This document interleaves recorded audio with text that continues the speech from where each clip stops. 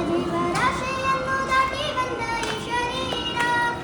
ಏಸು ಕಾಯಂಗಾಲ ಕಳೆದು 84 ಲಕ್ಷ ಜೀವರಾಶಿಯನ್ನು ದಾಟಿ ಬಂದ ಈ ಶರೀರ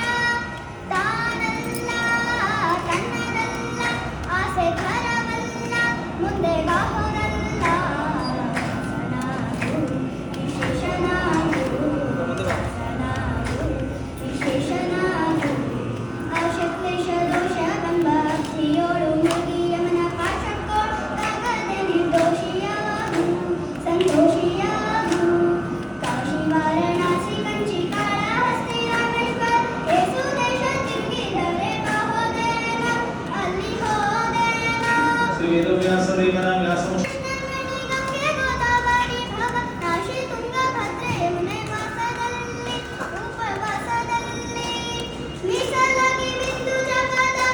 ಮನೆ ಮಗಳ ಏಸು ಬಾರಿ ಮಾಡಿದರೆ ಫಲವೇನು ಈ ಛಲವೇನು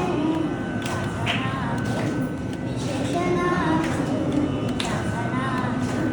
ವಿಶೇಷನಾಗು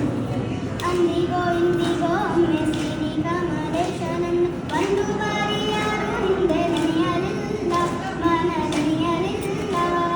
ಬಂದು ಬಂದು ಭ್ರಮೆಗೊಂಡು ಮಾಯಾ ಮೋಹಕ್ಕೆ ಸಿಕ್ಕಿ ಬಂದು ಬಂದರಿಂದ ಉಳಿಯಲಿಲ್ಲ ಬಂಧ ಕೈಯಲಿಲ್ಲ ಸಂದೇಹವ ಮಾಡಲಿಲ್ಲ ಜಗದ್ಗುರು ಶ್ರೀ ಮಧ್ವಾಚಾರ್ಯರಾಚಿತ ದಿಗ್ವಿಜಯ ರಾಮಚಂದ್ರ ದೇವರು ದಶಾವತಾರ ಪೀಠ ಶಿರಪಾದಲನಿ ಸುದರ್ಶನ ಜಗದ್ಗುರು ಶ್ರೀ ಮಧ್ವಾಚಾರ್ಯ ವಾರುಚೆ ದಿಗ್ವಿಜಯ ರಾಮಚಂದ್ರ ದೇವರು ದಶಾವತಾರ ಪೀಠము ಶಿರಪಾದಂದು ಸುದರ್ಶನಗಳು ಸಂದೇಹವ ಮಾಡದಿರು ನೀವು ಎಂಬ ದಿವ್ಯವಿಟ್ಟು ಇಂದು ಕಂಡ ದೇಹದಲ್ಲಿ ಪಿಂಡಾಂಡ ಹಾಗೆ ಬ್ರಹ್ಮಾಂಡ ಇಂದು ಹರಿಯ ಧ್ಯಾನವನ್ನು ಮಾಡಿ ವಿವೇಕದಿ ಮುಕುಂದನಿಂದ ಮುಕ್ತಿ ಬೇಡು ಕಂಡ್ಯ ನೀ ನೋಡು ಕಂಡ್ಯ ರಾಘವೇಂದ್ರ ಸ್ವಾಮಿಗಳಿಂದ ಪೂಜ್ಯವಾದ ಸಂತಾನ ಗೋಪಾಲಕೃಷ್ಣ ದೇವರು ಸಂತಾನ ಕೃಷ್ಣ ಪೂರ್ಣಿಮಾ ಸುವರ್ಣಿ ಸರ್ವಸಿದ್ಧಿದ ಉಪಾಸ್ಯ ರಾಘವೇಂದ್ರಾರೇಹಿ ಧನಜನ ಕೀರ್ತಿವಿಹಿ ಶ್ರೀ ರಾಘವೇಂದ್ರ ಸ್ವಾಮಿಗಳವರು ಉಡುಪಿಗೆ ನಿರ್ಮಾಣ ಮಾಡಿಸಿದಾಗೆ ಅಲ್ಲಿ ಚಂದ್ರಿಕಾ ವಿರುದ್ಧಕ್ಕೆ ಪ್ರಕಾಶಕ ವ್ಯಾಖ್ಯಾನವನ್ನು ರಚಿಸುವಾಗ ಈ ಸುಂದರ ಮದುವೆಯನ್ನು ತಾವೇ ನಿರ್ಮಾಣ ಮಾಡಿ ಶ್ರೀ ಕೃಷ್ಣನ ಸನ್ನಿಧಾನದಲ್ಲಿ ಇಟ್ಟು